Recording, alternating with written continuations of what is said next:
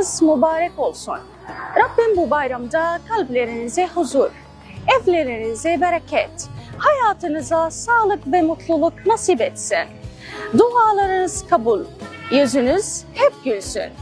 Türkmen TV ailesi sizlere mutlu bayramlar diler.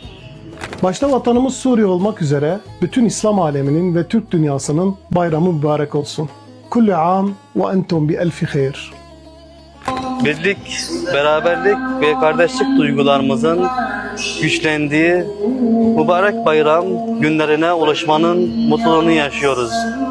Aziz Türkmen milleti ve Suriye halkı ve Türk dünyasına hem huzur hem bereketli bir bayram temenni ediyoruz. Bu bayramınız mübarek olsun. فرحة تولد من الأمل ودعاء بأن يكون القادم أجمل. العيد الثاني بعد التحرير جاء حاملا آمال الناس بأن تكون سوريا الجديدة أكثر أمانا وطمأنينة، يطبق القانون وتنصف الضحية ويعاقب الجلاد. من تركمان TV نتمنى لكم عيد فطر سعيد. Değerli Türkmen TV takipçileri, Türk dünyasının ve İslam aleminin bayramı kutlu olsun.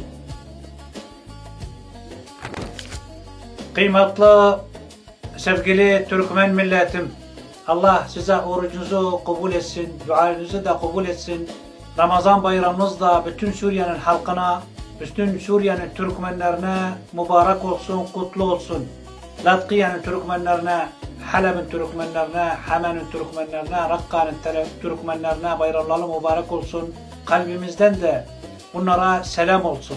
Humus'un Türkmenlerine, Şam'ın, Cule'nin, Kuneytra'nın Türkmenlerine de selam olsun. Bayramınız da mübarek olsun. Çok bayramlar göreseniz inşallah.